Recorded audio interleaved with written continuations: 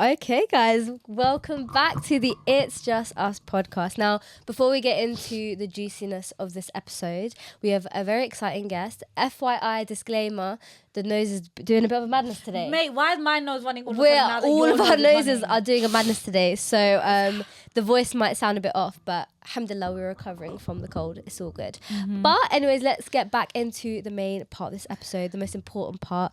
Guys, today's guest is a guest that we've been wanting to have for a minute.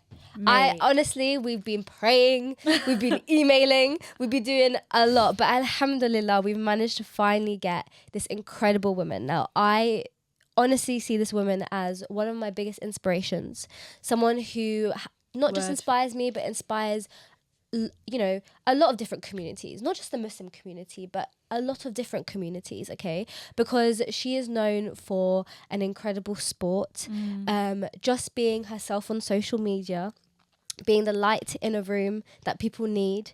Honestly, when I met her, it was an absolute privilege, and I'm so excited to see what the future holds for this incredible woman, and inshallah she has more blessings to come. But with further ado, Let's go. Let's do the introduction. Why don't you go for it? Introducing. Drum roll, please. That was really cringy. Sorry, Yeah, guys. we might need to cut that out. Introducing Miss Khadijah Mellah. Now, can I just say that, bro, you deserve every introduction there is. Like, really and truly, even that was not enough of a summary for who you are as a person. I could have gone on for longer, but we only have an hour, so we can't go and too it's long. a privilege to be your friend in this space as well, because of everything you've done for just the world of just not Muslim women, but just women in general. So we just want to use this episode to just like shed light on just who you are, what kind of impact you've had on this world, but just impact on our lives as well. So baby girl, welcome to It's Just Us. How are you doing today? Salam. Thank you so much for all the compliments. And yeah, I'm excited for this chat. And you guys independently have been a massive driving force in continuing my journey and making sure that I'm supported. So I love you. Love you back too. We love you hard, too. honestly. You know what? Before we get into basically your background, because we definitely want to know more about you, we're gonna do things a little bit different today. So normally at the end of every guest app, you girls know, we ask the guest to write a sister secret. So either an action or a question Or a challenge to hand over to the next guest. Now, last episode we had the privilege to have both Mayma and Aaliyah, two guests. So we thought it'd be a good idea to give Khadijah a sister secret, one that either Aaliyah or Mayma wrote at the start of the app and one at the end of the app. So we've got one here and we're going to hand this over to you. If you open that up, read it out loud and let the us people know your know what thoughts. you have been asked to do or say. Her handwriting's so cute. Yeah. If there was a world where hijab wasn't needed, where would you go? What's the first thing you'd do? Ooh, juicy. You could say so many things. Yeah, Honestly. If there was a world where hijab wasn't needed. Ooh. Where would you go? What would you do? I'm so basic. The obsession with horses continues. I'll just And I love that for you. ride a horse. I love that for you. Wind in your hair. You won't need to worry about the hijab get it. slipping off. Like, It's galloping fine. into the world. Yeah. Exactly. Not care. No, but I love that. What would you say? How would you answer that question? Because that's really hard. And I feel like, obviously, a hijab isn't like a barrier for us. We can still do whatever we want with a hijab on. But I guess there are some certain things that, I never guess, thought about I it, don't know. It's really hard. But guys, I'll tell you one thing though. I don't know if it's actually something to confess, but basically there was once upon a time, I think it was 15, 16, or maybe older. Yeah. But guys, I dead ass forgot to put my hijab on and left the house. And literally I went down the road and I was like, oh my God, my hijab. It was a rough day. It was a rough day. Genuinely. And you know why? Because I felt the wind in my head. And I was like, oh my God, my hijab. And I had to run back in and I was fine. Wait, have you guys ever, maybe this is just me, but have you guys ever forgotten to put your hijab on to go pray? So Wallahi al-Azim, I went Allahu Akbar, and then I was like, hold on a second. I paused for 2.3 seconds and I was like, wait, 1 second. Something's Something's missing. missing here. I fully put the salamat, said my Allahu Akbar, and I realised I did not have a hijab on. So My mum's done that before as well. I've watched Really? her. I'm like, wait for her to clock it. I'm like, should I interrupt? So it's normal then. Yeah, I feel like that's standard. That's standard. I don't know what I do if I Maybe down the street was a bit too outlandish. Yeah. Sorry. What was the mission? Where were you going? Just to the shops? I think so. I can't remember. I was so many years ago. But What were you wearing a hoodie? So you were like, oh, let me put I a think hood so. on I and just a it's a vague memory now, but I just remember doing it and I was just like, Yeah. oh crap. No, like, I've just remembered something. I've done the same thing. But thank you. It wasn't, no, it wasn't to go down the road. I was doing a fitting for outfits. Yeah, yeah. And I was checking in with the stylist to be like, is this a nice outfit? And I stepped out with a hijab, without a hijab. No, basically, I was like changing the outfit so frequently Yeah. and then taking my hijab off. Yeah, you just that forgot. at one struggle. point, I just stepped out and I was like, what do you think of this one? And he goes, where It's is your your hijab? hijab. You're like, I was Okay. like, you know the MI, what's it called? Men in Black thing? yeah. Okay, it's the eye twitch for me. It's the eye twitch for me. No, but you know what? Fair enough. Like horses, it's your thing. We'll definitely get into horses a little bit like later on in the year. But we actually want to know about your early life. So, what was Khadijah like when she was a baby, when she was a child? Talk and to like me about what your upbringing Peckham. was. Yeah, chat to us about Peckham. Talk to me about being born and raised and like also just like, yeah, how'd you get to where you are now? Yeah, Okay, we're throwing it all the way back to all the way back to the start. Yeah, okay. So my parents are from despite the Allegations. allegations of being from Somalia, Make the statement right here, right now on the pod. We'll just my make parents it are on actually socials. from Kenya and Algeria. Mashallah. Alhamdulillah. And, you know, growing up, my parents have always tried to push the more academic, safe route. Yeah. And I stayed in school, I basically ended up doing well academically, getting into private school, but obviously because I'm from South London, Yeah. Peckham, I have consistently always been the odd one out, if you know what I mean. Yeah, of course. Because I went to private school in Sydenham Yeah. from year 7 to year 13. When you say odd one out, do you mean as in like you were the only ethnic minority in the school compared to others? Like where was the private school? Sydenham's quite a white dominated area now. In a white dominated area. I think the school specifically did not reflect society, if you know what I mean. Like, Yeah. I hear it. it was definitely, I think I was probably like one of 3 ethnic minorities in the class. Wow. Yeah. And then definitely the only hijabi within multiple years. So you put the hijab on at an early age? Yeah, I've been wearing hijab since I was like in primary school. Well, same Fuck sis. it. Okay. Yes. But Yeah. I've had my wobbles. Yeah. Which is and fine. Yeah. It's a journey. But the hijab has always been part of my life, mostly from literally my early days. Yeah. Being visibly Muslim though, you like it's not for the weak. Not for the week. Especially if you're in that white dominated area, you will feel, I guess, isolated. Because that's how I definitely felt. Or did in you my just area. feel like you mastered code switching quite quickly?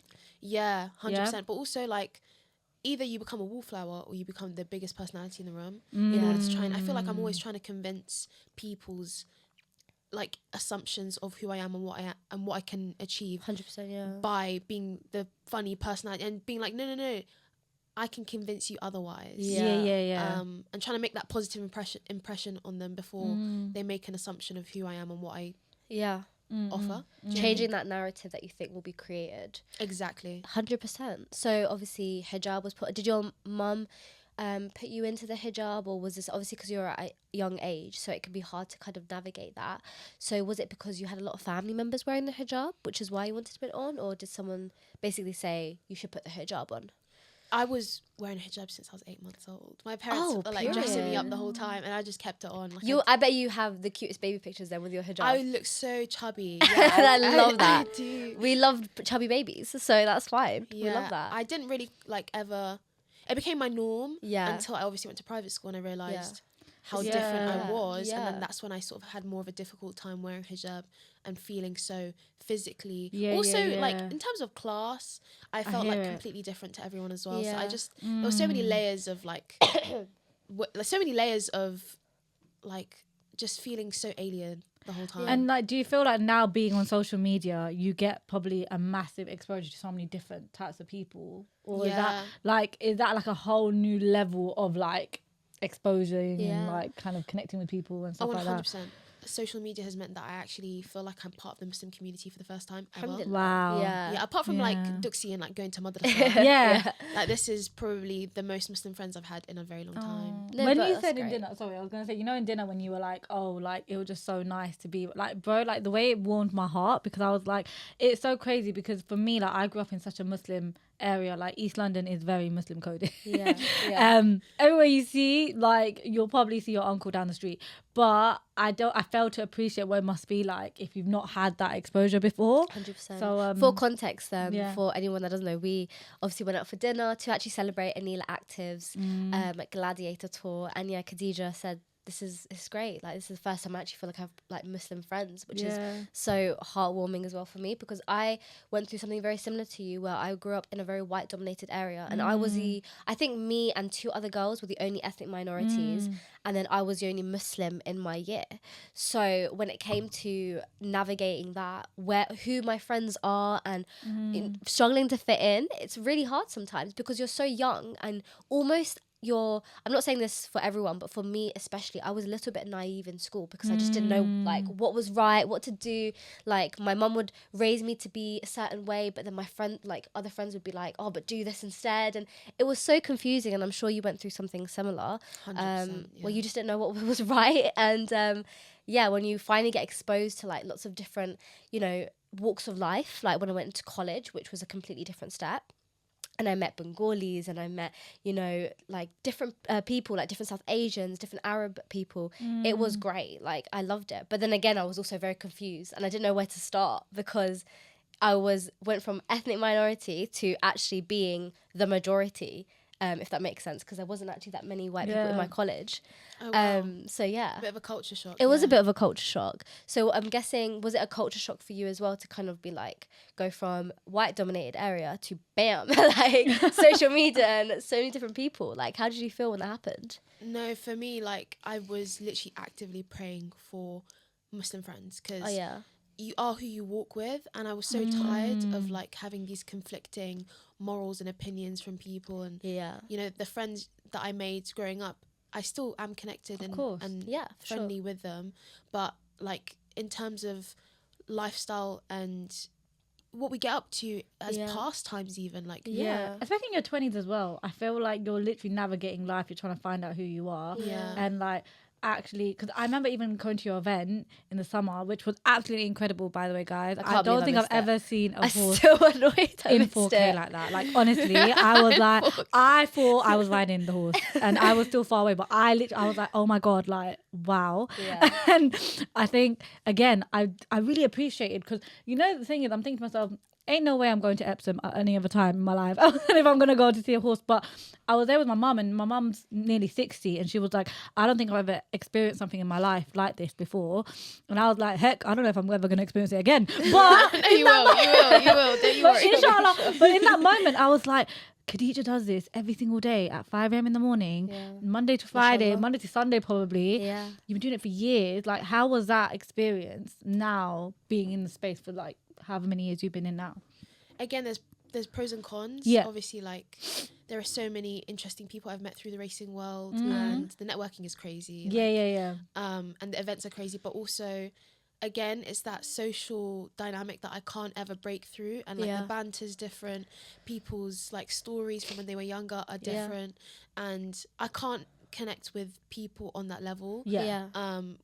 Finding common ground, the only common ground we have really is horses. So like it's nice to have that connection, but I always needed a bit more like community, and I feel like wherever I'm training is always in the middle of nowhere. You can't find halal meat, you can't really find any mosques or even like any community where you can relate and talk about like any Islamic, like a lot of what I'm doing is educating people about my Islamic identity, which is great. I don't know. Do you know and what I mean? Also giving a great representation of it as well. Exactly. Do you know? Sometimes I just want to mind my business and like talk about the other deen stuff on a level. Do you know what I mean? I mean, you know what? I always go back to the quote: "You get raised with your companions," which is obviously on the Day of Judgment. You get raised with the people that you surround yourself around. And I remember hearing that and thinking, my companions and what I have right now. When I heard that quote, I was like, the people that I have right now aren't necessarily the people that I'd actually want to be raised with maybe on the day of judgment. So that's when I started to question, like, maybe I do need to actually try and figure out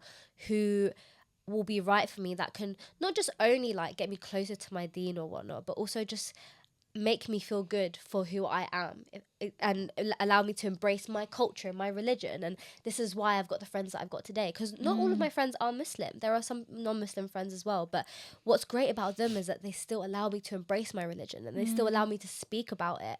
And sometimes when you're around a lot of people that might not understand, or people that are either uneducated or they, for example, aren't Muslim, sometimes it could be the sense where you actually don't feel comfortable speaking about it. Have you ever felt hesitant speaking about what you want to speak about around that kind of community? Or especially with your upbringing as well, you went to a private school and you were around obviously not many Muslims. Did you feel restricted in any type of way?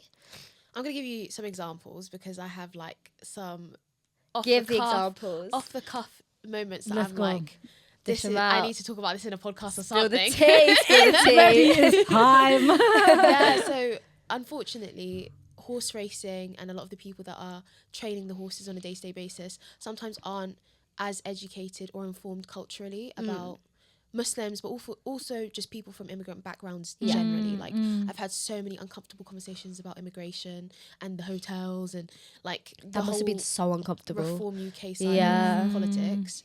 And I'm having to try and convince and explain, like, my parents are immigrants, they are contributors to society, care about this country and uplift this the community, right? They're driving the economy. Yeah, they drive the economy. Those conversations are hella awkward and uncomfortable. And I'm like, bro, we're on horses. Let's just focus on the job. Can you imagine, like, Let me take just them back ride the home, horse. keep going, we're taking our jobs, keep going. I'm like, bro, just...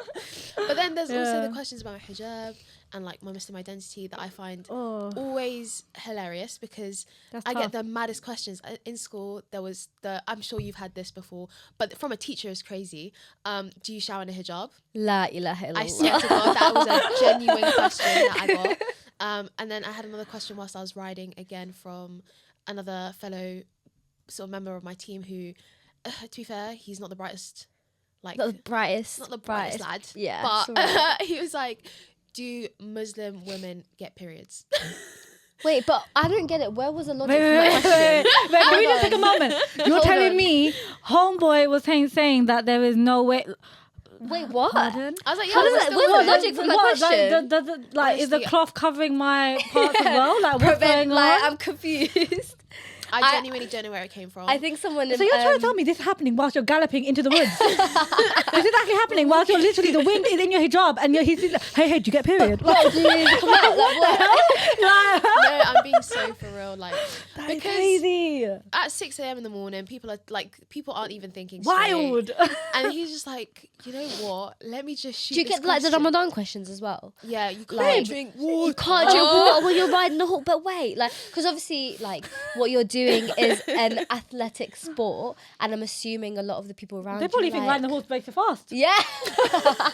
Do you know what I mean? You never know. You never know.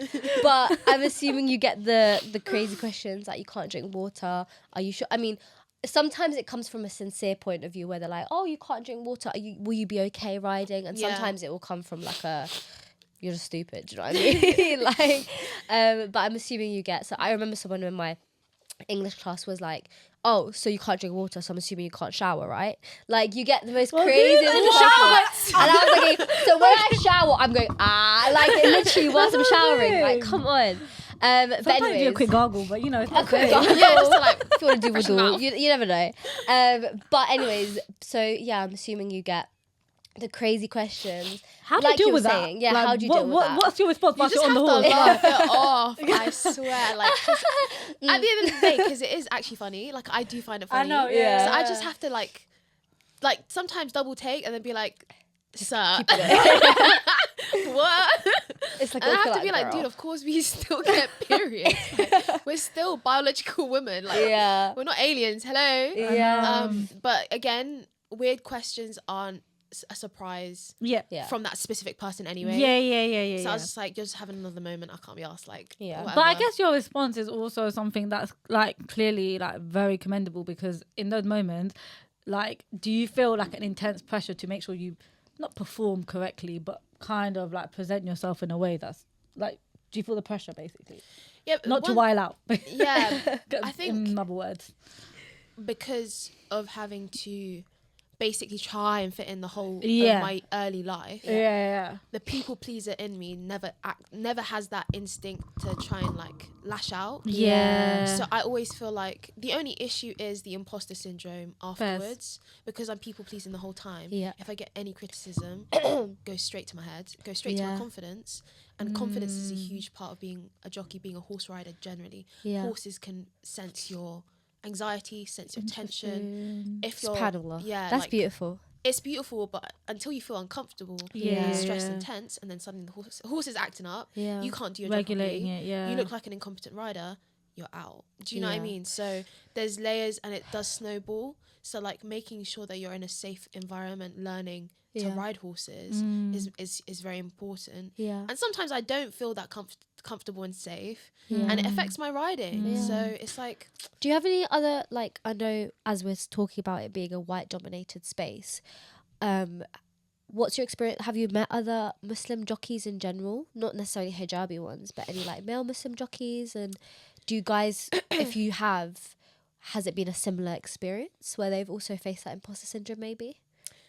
Jockeys, no. I think I've spoken to one or two online that are from the Middle East. Okay. Wow. So not from the UK then? Not from the UK. Yeah.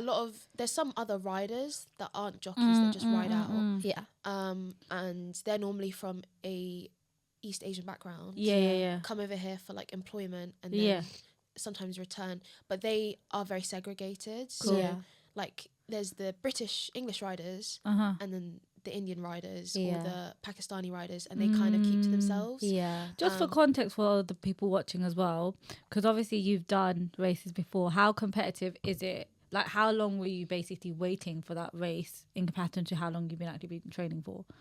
I have a very untraditional way into the sport, so it's very difficult to explain, but I worked really hard to get so I had my first win and my race in 2019, which was a complete like random event for me, because I didn't actually initially want to be part of the racing world. And how old were you? I was 18. Wow. Okay, cool. Yeah. I literally was like, let's just give it a go, see what happens, because I got offered the training. And then like I really struggled to transition from just normal riding to race riding. Yeah. Because it's like going from driving a Fiat 500 to suddenly being in a Formula 1 car. Yeah, for sure. Horses are completely different. Of course, The style of driving or riding is completely different. It was such a big adjust. Like I really struggled with just the riding itself, let alone the atmosphere. And then I started like learning and progressing, and I started connecting with some of the horses I was riding, which is why I had a successful first race. Yeah. But I continued training a little bit. Then I was like, I don't know what I'm going for this industry. Yeah, for sure. I don't feel safe in terms of like. This is not a game anymore. Yeah. This is a hobby. This was funsies. You were basically dipping your toe in the pond at that but moment in time. It's very obvious to me that this isn't a normal space for people of my background, people of my class, people of my religion. So I was like, that's like triple homicide. Like flipping hell. Wow. like horse racing, I don't see any representation. So just to err the side of caution, let me get a degree. Yeah. In case something happens. And Also, what's your degree in? Plan B.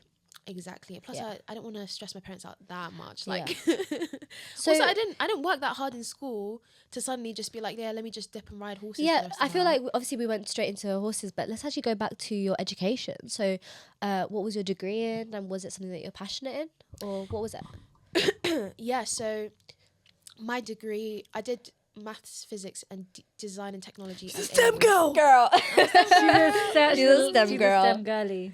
Her brain's a different calibre. Go on. Mashallah. Any grades or any talent I assume to display is just hard work, I swear. That's how I feel. Like I'm not academically there, But I would say that the reason why I did well in my exams was because revision. Yeah, no, Like, I was a geek as well. Library every day. Every day. There was nothing naturally smart about me. Like everything. No, seriously, but it makes sense that if you work really hard, you probably have now done the same thing in the field you're in now. Like you've just worked really hard. It's not like you woke up one morning and you knew how to ride. Yeah, exactly. I think any display of talent that I've shown is not necessarily talent. It's because I've actually had to work for it. Yeah. Which is frustrating because sometimes people assume because they've seen the results, they haven't seen the hours, the graph, the behind graph. the scenes. Yeah. But also because in horse racing, people do it for literal like decades. Yeah. And I've only been a couple years, so it's always a frame of reference, and also like comparison is a thief of joy sometimes. 100%. I always Like, say that too. I'm still very early doors in terms of my experience in horse racing, but equally, like there's been a journey behind the And success. look what you've achieved so far in that small journey. You know, you've done so much and you've managed to achieve so much, which is amazing. Going back to obviously that part when you did your degree, what was your plan B career path then? If you weren't going to do horse riding, what was the other option? I did a degree in mechanical engineering. Okay, nice. And I feel like physics probably would be the subject that would come naturally, come more naturally to me because I enjoyed it so much. Yeah, of course. And also I love design and technology, so like product design, creating solutions to you've got a creative side there as well. I loved it. It. All the project based, like interactive projects. All the project based interactive elements of my degree, I absolutely thrived. Yeah. Anything that was more like fluid flow simulations and analytics of stats and data Long and graphs, I was like, in the bin. Yeah, 100%. So obviously, like you did the degree, and that was like your plan B. So we're literally going back and forth. But actually, for the viewers as well, how did you actually get into horse riding? Was there an inspiration behind that, or was it like something that you wanted to dabble in, and then you just like, did you literally just watch My Little Pony one day and be like, I want to do that? Like, I just want to know. I want to ride that horse. I loved animals since I was really young. And obviously being from Peckham, there are no animals. I was just like, these mythical creatures. It's basically a unicorn. And in school, me and my friend, we used to have like these little magazines. There was like little cute animal magazines that we used to buy. Yeah. And then like we get animal pens together and like gift each other. It was so cute. And then I was obsessed with sport. Like sport has always been my release. Yeah. I was on every team possible. Nice. I did karate since I was 6 or 7, and got to black belt level. And literally as soon as I got to black belt, I was like, okay, next. We're doing taekwondo. Next, we're doing boxing. Okay. And then so you're on the go from a very young age. Like every time I got bored of a sport, after a few years, I do something. I would always be competing as well. So like to me, being competitive has always been part of my childhood. Nice. My parents have always like encouraged me to be outdoors, to be doing being physically active. My dad used to do martial arts when he was younger. My mum used to do gymnastics when she was younger. Love that. So it basically runs in the family, just to be on the go and just to keep yourself moving. I feel like definitely for us and for me for sure, like you saying that moving your body was almost like an outlet for you, that is definitely an outlet for me. It's a way to kind of just release whatever stress or kind of, even at a younger age, you want to get that kind of like aggression out of you, that kind of like, I don't know how to say in Urdu, but not in English, but that kind of like force of wanting to like move your body and run around, get that out with all the kind of different activities that you're doing in sports. It's getting that frustration out as well, because I feel like there's always pent up, like I always feel like I have pent up frustration whenever I can feel when I meet them, they've made an assumption about me. I'm like, no, I'm actually on the A team. See me on the pitch. And then I use my sport to be like a way to show that I'm a very competent person and like visibly show people that there is still more to me than just like being the weird Muslim girl in the room. And also it was a gauge to try and like leverage popularity. Did you feel you had to work 10 times harder as well because of it? Like to prove yourself, like then like you could be in a room with everyone had the exact same, like you guys had the exact same training, but maybe mentally you're like, I still need to go 10 times harder. To prove excel, something, right? Always. Again, it's the competitive side of me that I was like, you just have to be the best. If you're not going to do it, and be the best, then why do it at all? Like, to me, it was like, I have to outperform and outshine. I don't know, maybe it's just pick me, I don't know. It's very impressive to have that kind of No, motivation from a young yeah. age, because I don't think I ever felt that once where I wanted to be the best of something. And I don't know why. I think it's because there's not really many sporty people in my family. I feel like I'm actually the first person to like actually show movement, if that makes sense, in the family. Like, yeah. I think like in terms of, I think my family members are more like entrepreneurs and kind of like Or grinding academics as well. academics and grinding in that kind of way, and not in like a movement way. So I think having that motivation from a young age and having your parents to kind of push you is great. And I think that's also made you who you are today, as someone who continues to want to be the best, especially with the industry that you're in, and being that Muslim girl. Do you feel almost a level of kind of pressure to be the only Muslim girl, especially in the jockey space? Or have you ever felt, because you have to represent your community, you feel that level of pressure to do that, if that makes sense? Oh, 100%. Like, Yeah. again, I feel like my biggest issue has been my own mental space and my own like frame, like keeping my head clear has been a real challenge, because I'm so aware of people's like eyes on me. And even if people watch me just in an inquisitive way, that's still pressure, like, and I'm very aware. And like with horses, especially if you're learning, like shit is always Say it, girl. shit is always gonna go wrong. Yeah, like, for sure. You're literally not controlling, but you're handling an animal, and it's not a small animal. yeah, like it's not like a little cat. whether you're the it's a flipping best horse. rider or not, shit's gonna go down. Yeah. Something's gonna happen eventually. And for the normal average Joe, it's like, he's fallen off or she's fallen off, she'll get back on, no harm done. Yeah. When I fall off or when I have an issue, it's like, oh, Khadijah's struggling. Yeah.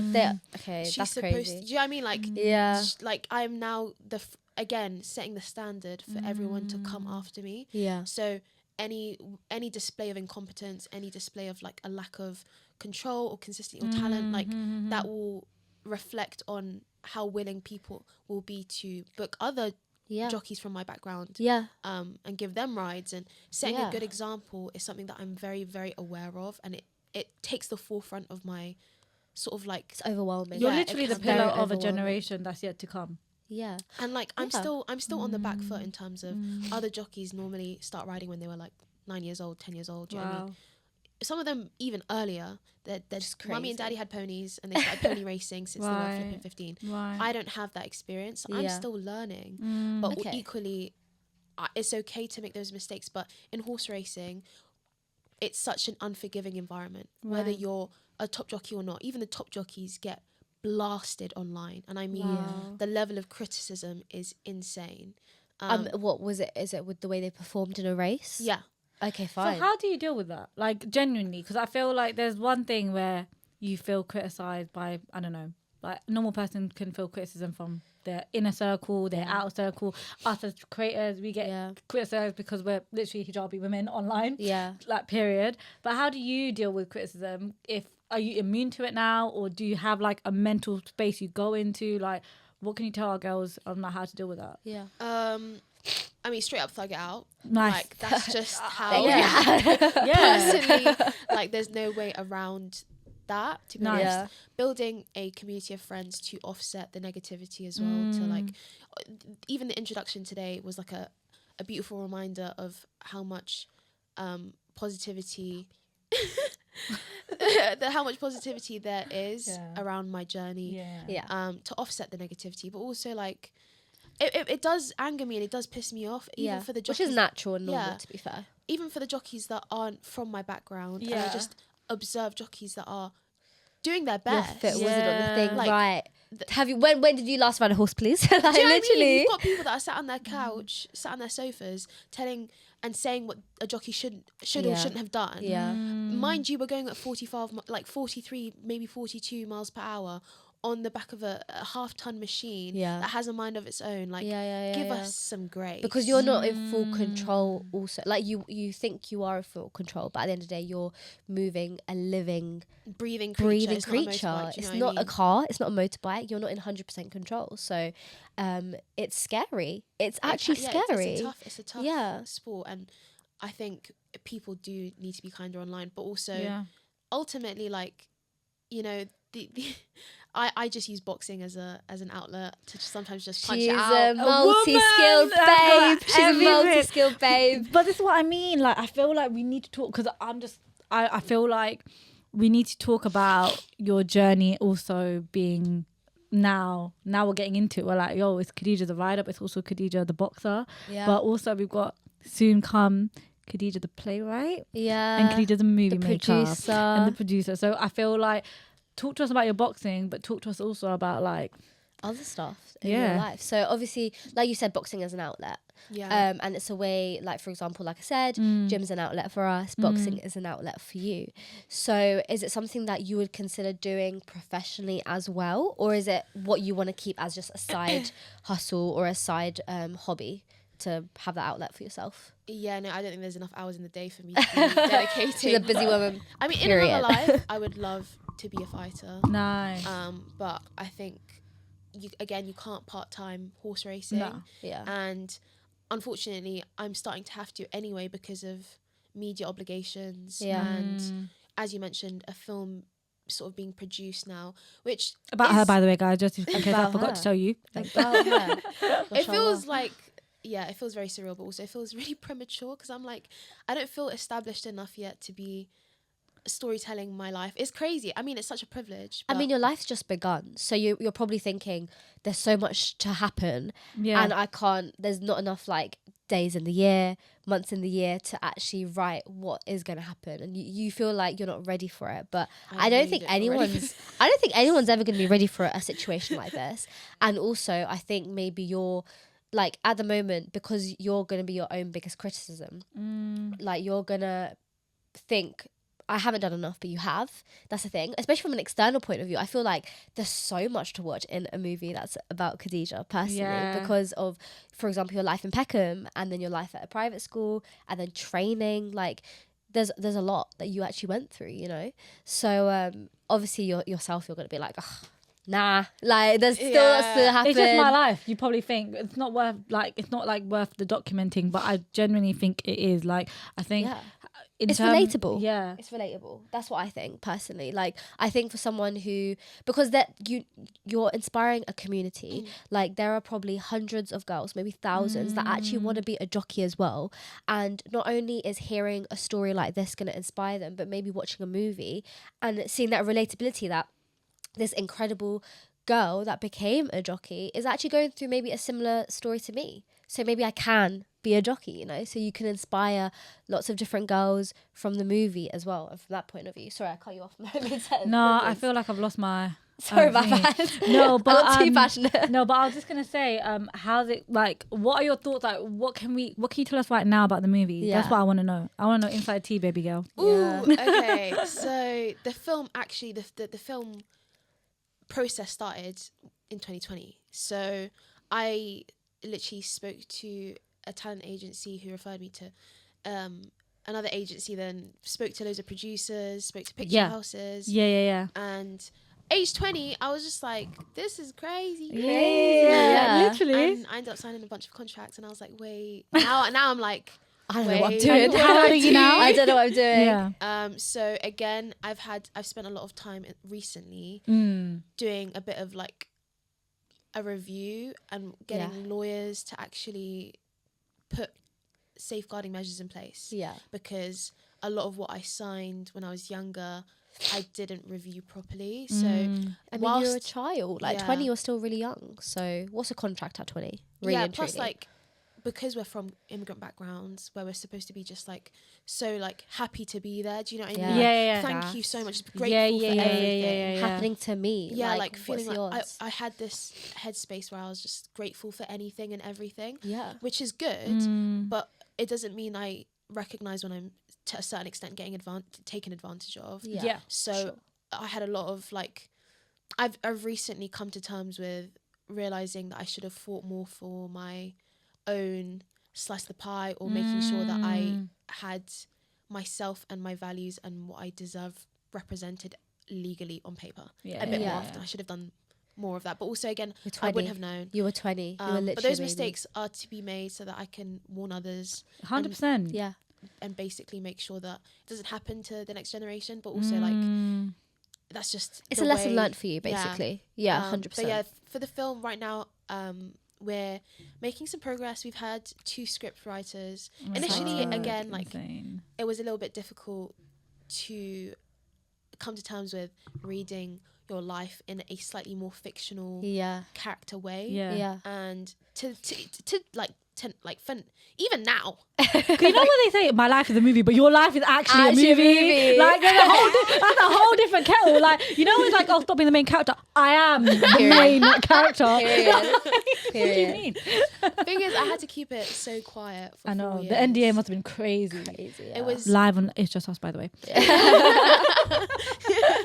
Yeah, like no one prepares you, and there's no one really to chat to you about what that feels like. It's a very unique experience, and I think the only woman that I was able to talk to about this was Yusra Mardini. She's like a immigrant Olympic.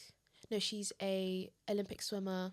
That came from, I believe, Syria. Wow, mashallah. But yeah, she had a Netflix film made about her. Wow, and incredible. I went to her private screening and spoke to her about how they developed her script. And Wow. a lot of it was true to her life story, and her life story was insane. Like she swam on like a very, very treacherous boat journey to like Mashallah.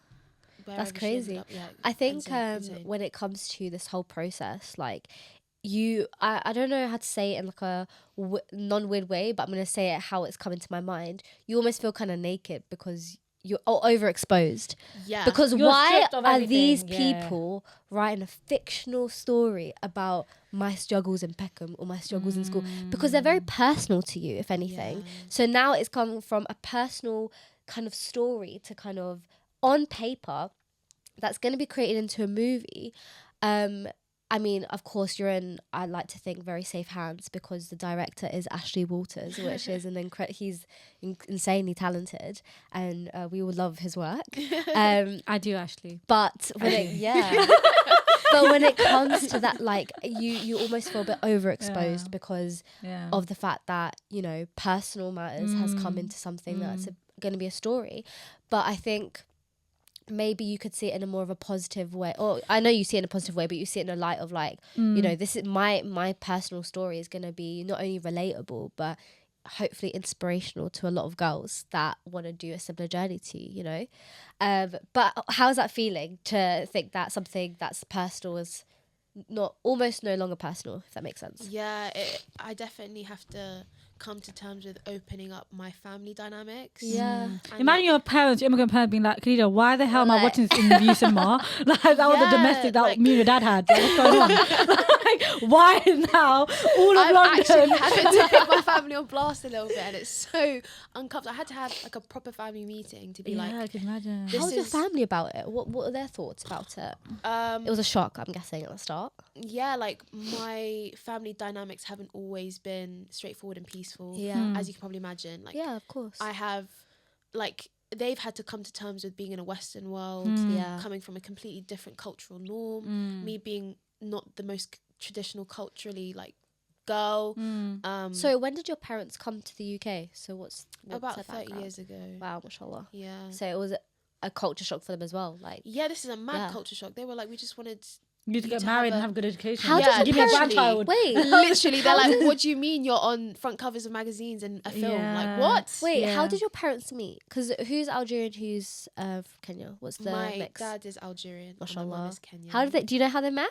I know that it was in Brixton, so Brixton it's High very Street. on brand. Yeah. But I don't actually know the full details. Wow. But yeah, like to them, they just wanted security and safety and Yeah. financial stability in my life and also in my future. Yeah. And I feel like I can't lie, my racing journey still has been very turbulent, even financially speaking, because it's really hard to get sponsorship contracts as a Muslim woman Yeah. in that space. Firstly, no one knows or understands what I do. Yeah. And a lot of the brands that have reached out to me for contracts and Yeah. supporting my journey have been from betting brands. Obviously, Okay. that's something that I never ever want Yeah. to integrate or. See, I love that allow you're myself- shedding light on that because probably someone will look at the glamorized movie of yourself and be like, damn, like Khadijah must be really stacking a lot of money, like, but it's like that's you not the probably case. had to like like you didn't want to compromise your values, but Which it is is good. truly what they say when it's like, I missed out a great job offer for the sake of Allah. do you know Yeah. what I mean? Yeah, like I think the film, inshallah khair, will bring a lot financially to my life later down the line. Yeah. But for now, because it's still in developing Yeah. stages, Yeah. like I think between There's- now and the film, the only thing that you can do is obviously work on it, but also make lots of dua that inshallah this film has a lot of barakah, because I mean, sometimes they say that the film industry can be so crazy sometimes and so many things can happen. But with this movie and this project itself, it's got a deeper purpose. It's a purpose to inspire and be relatable and motivate, but also shed light on a story that is very important to you. And that the right intentions are there. So inshallah, it has lots of barakah. Ameen. Say ameen. And Ameen. to everyone watching, say ameen. Ameen. And I feel like we're on a Islam channel, guys. Fucking hell. calling the line now. But Donate no, today. like, I was just gonna say, off the back of Aisha, but like obviously we've got the privilege of actually being with you live in the flesh, and I can imagine like Don't forget us later on, please. Aisha, no, I wasn't that. Don't forget I was saying more of a case of like we actually have the privilege of actually like you having a moment just to tell anyone who's listening, like, what do you actually want to get out? Like, if you could talk to anyone watching the movie, what kind of message do you want to leave us with? Yeah. So, I mean, firstly, like, horses and riding is a sunnah sport. And just on a very basic level, the little Khadijah Mellah that was obsessed with horses, that never had access to horses, making that accessibility and that journey more comfortable and supported. Thankfully, I had Ebony Horse Club, but not many people do. So basically advocating and getting people in the saddle. Literally get in the saddle, ladies, boys. No, Actually, I want to get in a saddle. Let's get on horses together. Especially how you said it's a sunnah sport. Like anything that's tying me back to my religion, I want to do it. Yeah, like so let's do a cheeky horse riding sesh together, because I want to do it. Literally, Please. I've been proposing this to different brands, companies. There are centers that would facilitate it. I want to listen. Inshallah, pray for me that I'm gonna. Inshallah. I'm trying to get my affairs in order Yeah. before I start like creating community projects where we can all get on horses. But I definitely, by the end of next year, inshallah, I want to have an event where we can all ride together. I'm ready to be on the saddle. I'm ready. I want to go back to the whole getting lots of people on. I want to shed this light on the podcast as well. You made a TikTok. You said that you want the beta squad to go on a horse riding session. Shout out the beta squad. I feel like that would be so, because I know for a fact that, you know, differentiating being an athlete and a content creator can be like, it's hard sometimes because you need to balance it. Because I definitely want to talk about this at length. Talk about it. Because I've observed it within the racing industry. Jockeys are being like, you have to work non-stop. You're riding for this trainer, you're traveling to this part of the country, you're doing this gallop, you're riding this bit of what, you're always on the go, riding sometimes up to 6 to 7, maybe 8. Personally, the max I've ever ridden was 6 horses a day. Wow. But I know jockeys that ride 8+ horses a day. And how long is like, I don't want to say like a session with a horse, but like how long is like one horse? It could be up to an hour because you're tacking up, untacking, riding. Sometimes the walk to and from the gallops is long. You have to find your next horse, get your tack together. Like it's a very high intense, high stress environment, and you're doing a very dangerous like activity, and then you have to content create as well to document your life. Can you imagine doing 0.5 all of that happening in the back? Who the hell has time for that? Girl. I've spoken to jockeys that are really struggling to put themselves out there because there's no real media agencies that really promote jockeys, or if there are media agencies, they're not necessarily robust enough. And like for me personally, having to document my journey whilst also learning and making those mistakes, and then also trying to get those brand deals and compete with people that are content creating full time. It's impossible. It's hard. It's really hard. But you know what? It's also like, it's the case of you want to be the jockey, you want to be you want to be an athlete, and you also want to come across authentic online as well, because it's sometimes, I understand it can be really hard to like juggle your routine, because I'm guessing you're waking up at 5 a.m, you're not wrapping up until evening time, and then where do you have the me time? You probably use me time for social media editing and stuff, but it's like, how do you balance it all? It can be really, really hard. And I think one really important thing that you want to be is authentic. And how do you balance it all? Trying to be authentic, trying to be the jockey. How is it? I'm not balancing it very well. I mean, I'm trying, but Yeah. I've definitely struggled this year. And also, like, as soon as you take time away from training and Yeah. work part-time as a rider instead of being a full-time jockey within the industry, it doesn't look good. It looks like you lack dedication. But in order to excel and be, like, to take my career further, I have to document it. Yeah. And also, like, I feel like it's my responsibility to be visible so that people feel like they have someone to work towards and aim towards. And, like, I feel like my journey, it would be such a shame to not document and display what I get up to, because there isn't anyone from my background doing what I'm doing. And Exactly. Yeah. I think it is a real shame that, like, I haven't been able. And I think it's when I was younger, I didn't really come to terms with the reality of sometimes being an athlete, you have to build a team. You can't do everything yourself. Yeah. And I assumed that I could do everything myself. Yeah. Create the content, post the content. I mean, be you've the always been athlete. very independent. Question then, like, because I'm just thinking, you know, like your intentions around being online, getting your content out is obviously, like you said, to be that like source of inspiration and also just that vision for people, right? Do you know when the job is done for you or not? I mean, I feel like a massive marker point or like checkpoint was watching one of my students that I mentored 4 years ago. She had her first race, and to me that was like, I feel like my job is almost done here. Yeah. Like seeing the younger generation excelling to the point where they're now competing not only on my level but exceeding my level. I'm like, well, That's beautiful. that is a huge portion of what I wanted to achieve Yeah. being done. Like I feel like in the next 2 years I'm gonna probably want to take a step back even and just continue supporting the next generation. Yeah, I mean, Because- balancing the, obviously, because you've got the film and stuff, and then also it's about balancing the me time as well. So maybe sometimes it's important to take that step back just to reflect and, you know, take time for yourself, because you're a human being.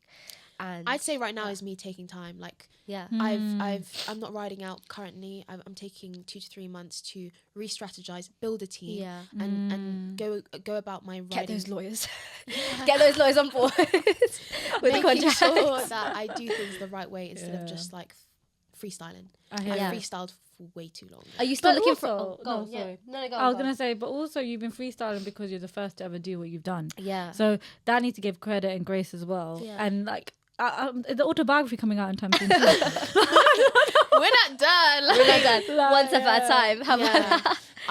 I definitely eventually will be writing a book, but I think Nice.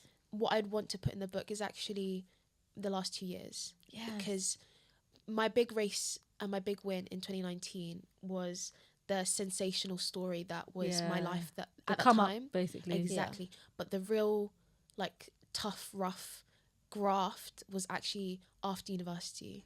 Can you talk a bit more about what was so tough about it? Yeah. Because I'd taken time away from the sport. Hmm. Lockdown had just happened. People are trying to just like build their lives again. And I was trying to reintroduce myself to the racing scene, and they were like, no, you kind of were the poster girl then. Like, you've done what you needed to do for our diversity. if You know were what a I mean. tick box back then. We don't Yeah, need a like tick we box don't, now. and I've had conversations with relevant industry individuals that have supported my journey, and I've said to them, I'm really struggling to make progress Yeah. and actually level up than just Yeah. sort of like doing the one race. Yeah. I want to continue racing as an amateur and get my license. I'm really struggling. And they go, well, you've got an engineering degree. If you're struggling, you could just Wow. go into engineering. So you didn't have anyone be like, keep on going, girl. Keep I on had going. a few.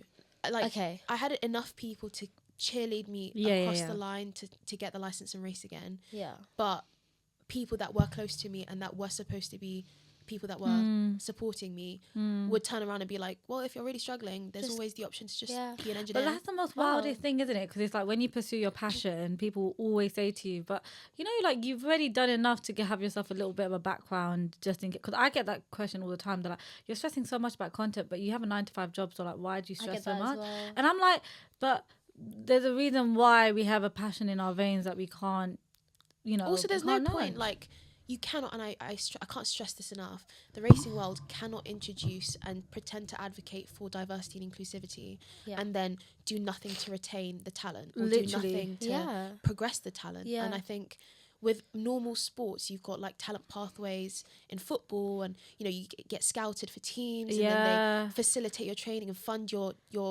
journey and your talent. Whereas in horse racing, you're literally left to the like you're on your own. Yeah, I've been lucky because again, I've networked. I have my platform that I've done You've done outreach the work. to create a bit of a network to support me, and even then I'm still struggling.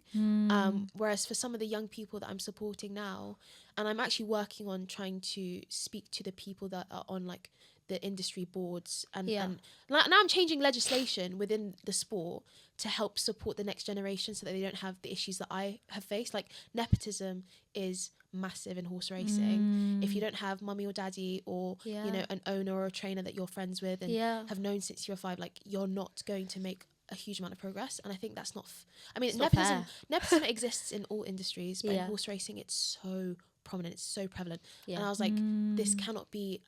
I feel guilty introducing people to a sport that operates in this way, and it's not sustainable for them to, like, imagine doing all your hours of work, imagine like having such a massive chunk of your life dedicated to that sport only for it to be short-lived for something that's not even in their control. So I think you're doing a lot, like even mentioning legislation, it just goes to show like you, like, the job ain't done. No, but people are like, she loves throwing around this first hijabi jockey the title. diversity card kind of thing, and it's like there's more underneath, and I keep having to justify to people in the racing world why I can't necessarily dedicate the normal amount of time towards training and your riding purpose out. is greater, basically. Yeah, but like in order to perform and be the best jockey, I have to have that room to train and have that experience. But I'm having to make compromises to my training and my performance in order to create a long lasting foundation for the people that come after me. And I feel like I'm just there's too much. It's a lot. It's a lot. I feel like obviously it feels like a lot of responsibility because you are that person that could potentially make the difference within that scene, and she will be the person. And exactly, you will be. And I think one thing that I would definitely say is that, you know, these things don't come overnight. So even if it takes a year, even if it takes 2 years, 3 years, still aim to do that, to change the, you know, the scene for the generation to come, and never give up, because I feel like you're halfway there. Going, I swear to God, I'll be in Peckham myself. Literally, next train available in Peckham. Don't even know where the trains go there, but I'll go. I've got the whip, don't worry. No, the amount of moments where I've called up my brother, called up my sister, and I'm like, I'm waving it off. I was gonna say, who is your person? I'm done with this shit. Like I live almost 2 hours away from home when I'm training. Yeah, there are no friends. That I mean, I've made some horse racing friends, but they're never going to be my family friends, my home friends in London. I'm living away from home. I'm getting backlash from my dad day to day. He's like, you're not married and you're living away from home. So I'm making cultural sacrifices there. Yeah. And then, like, in the industry, like, people, I'm met with a little bit of pushback and a lack of opportunity. And there are definitely moments where I'm like, is this worth... I swear, if Hans Zimmer is not in the soundtrack of that movie, I swear to God, like, you mentioned the pressure of your dad, and like obviously it's a lot. Like, you're juggling a lot of pressures of the industry, pressures of your friends. I'm guessing also friends being like, we want to see you, we want to go for dinner, where you at? And like, it's so hard. And you know, one thing I've noticed that the friends that are by my side are the friends that will understand. Like, they will understand that you will always be a friend there, but you've just got a different routine and different structure. So it's kind of just making sure that you want to try and maintain everything. Also, you've got your own life. Like, you're not just the jockey, the boxer, the producer. You're Khadijah, okay? You're, you know, the Muslimah that also, you know, may want to complete half her deen soon as well, and all of that. And there's a lot of pressures. And do you feel like sometimes you don't have time to kind of like do that, like complete, for example, like for a potential spouse? And do you have time to chat to people? That's literally what she's trying to say. I'm trying to say that. I'm thinking, what's your love life like? Can you chat to man or can you not? Like, are you with the horses? What's going on? That's all you should know. Sorry, guys. With the Band-Aid.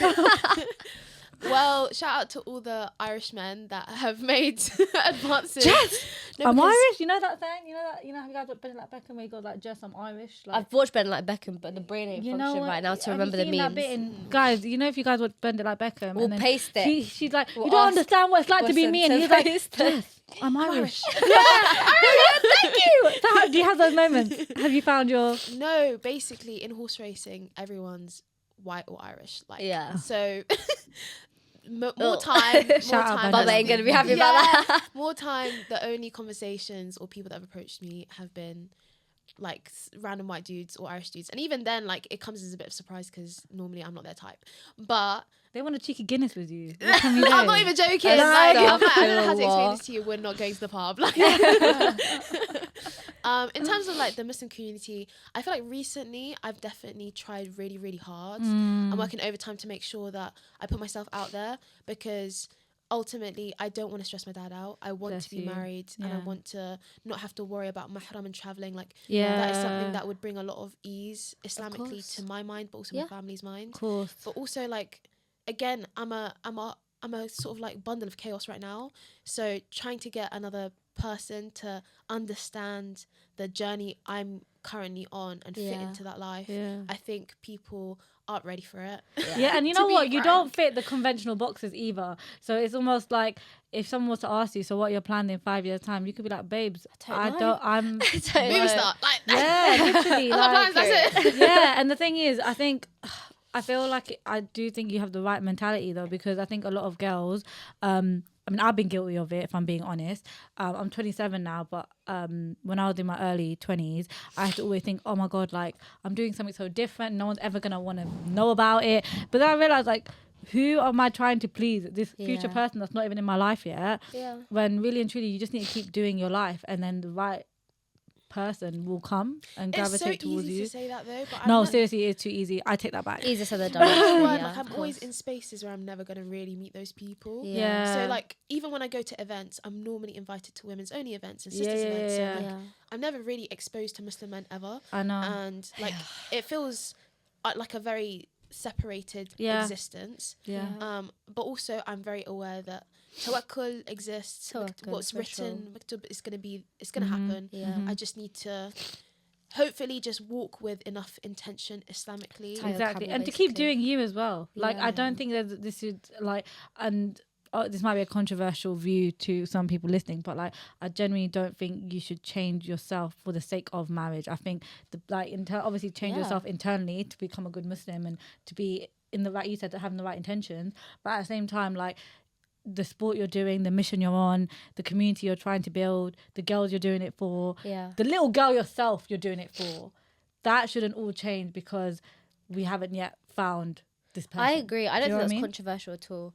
Like, basically, just don't change yourself for the sake of a man. Like, literally, just do continue being yourself. And I think, like you said, tawakkul, like have faith in Allah. But I think it's also very hard because you're in a public figure. Like for example, someone who's not in the public figure may be more open to going on like the apps, for example, to find a husband, because that sometimes can work for some, not work for others, and like it can be kind of scary as a public figure to go on the app and like Wait, T. tea. Because I think it was like a year ago, or was it during lockdown?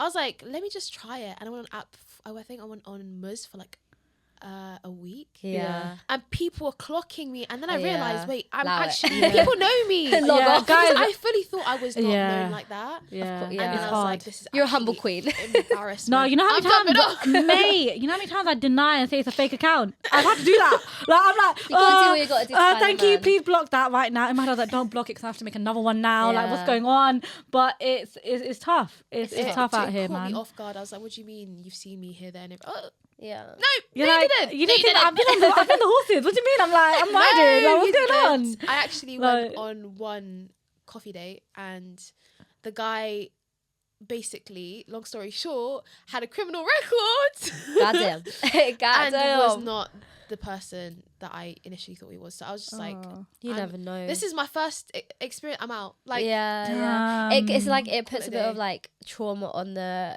experience, but at the end of the day, sometimes you don't really have much of a choice, and like you gotta you know, like I said, tie the camel and go on the app and just experience it. And I guess at the end of the day, even though people clock you, this is how I see it. If people clock you, it's not like you're doing anything wrong. You're, at the end of the day, just trying to A, complete half your deen, and B, get married, which is what everyone else on the app is also trying to do.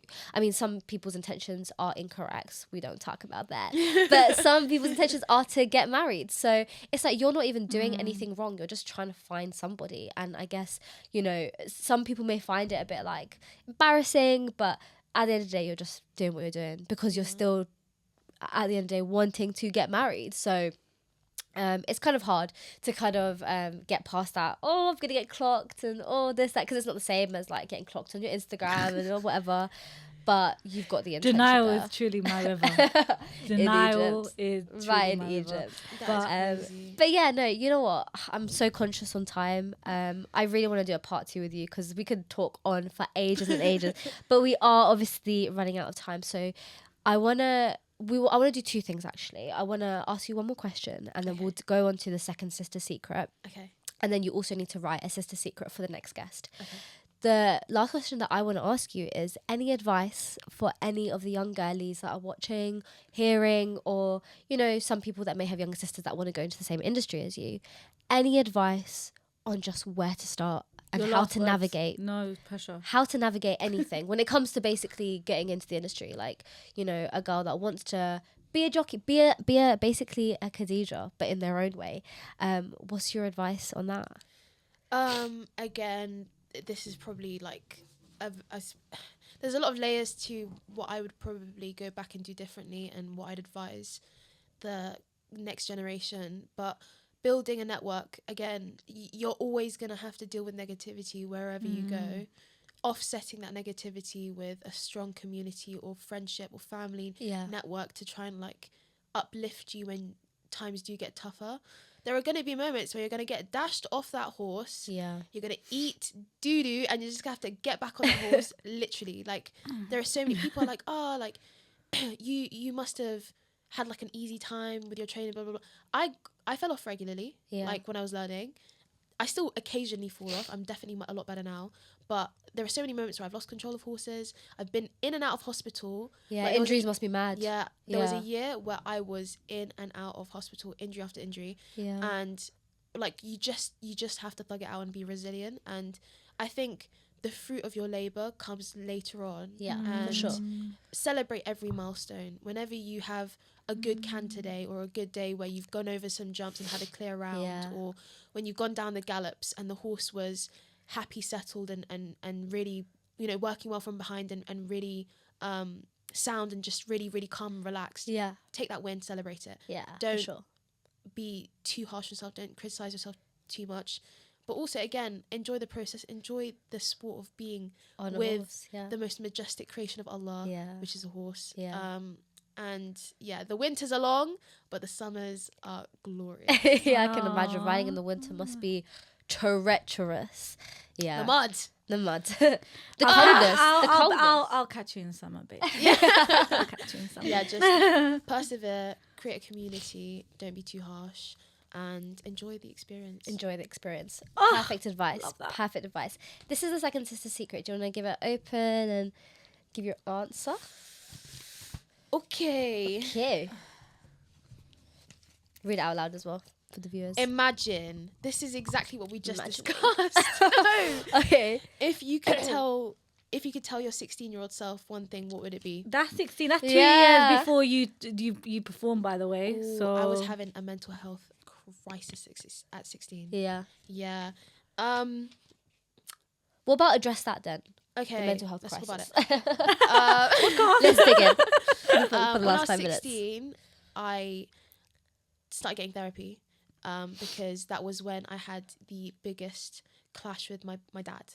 Okay. Me and my dad have had a very on and off relationship culturally because, again, from his Algerian background, like girls and women aren't as outgoing as me and don't do what I do. Don't act the way I do. Yeah. So for him, it took a lot of adjusting to accept how I operate and accept who I am and what I want to achieve.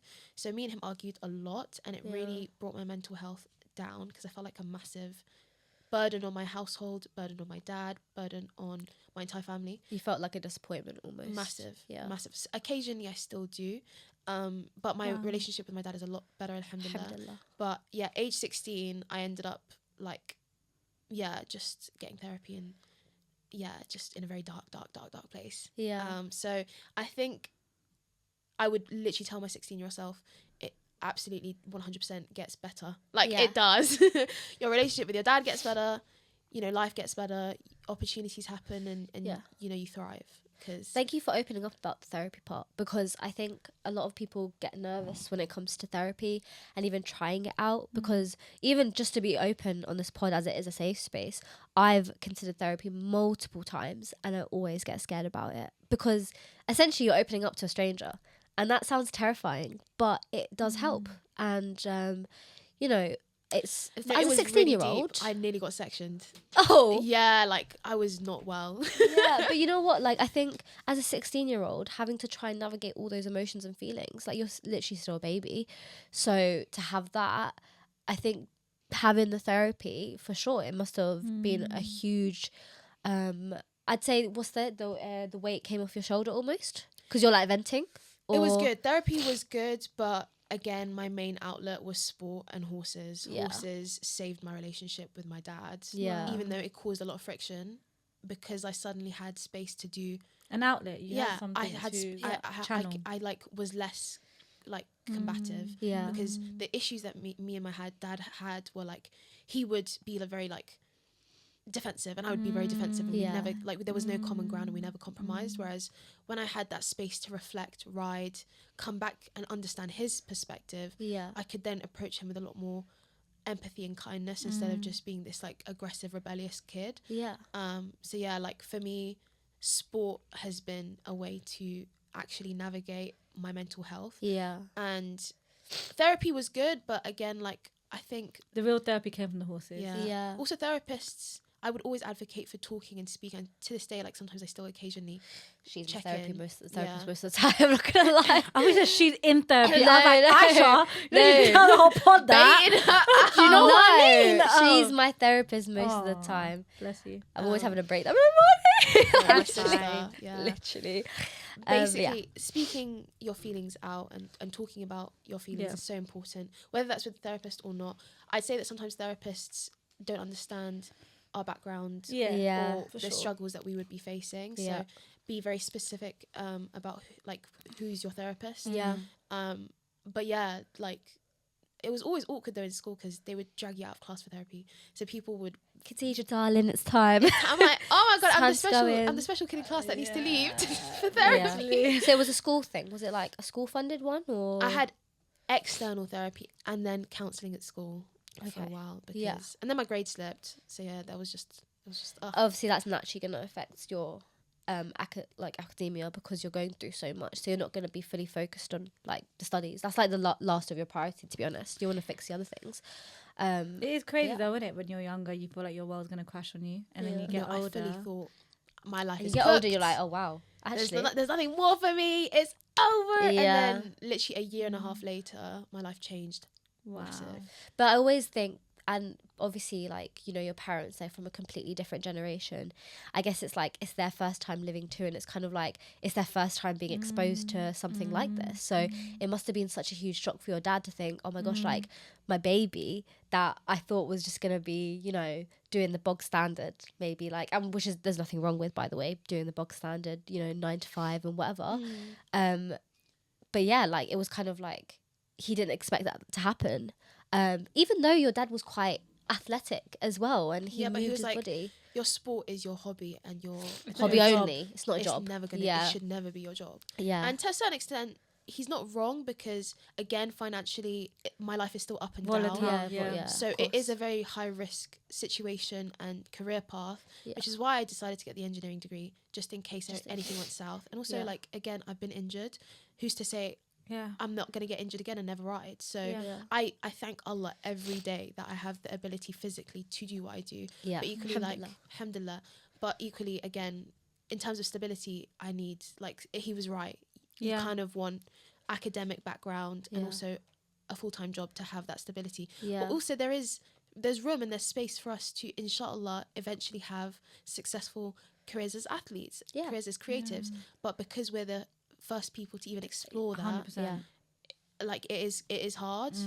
And I really hope that in the future it becomes less and less hard for other young people. It will be us changing the ways almost for our kids. Inshallah. So yeah.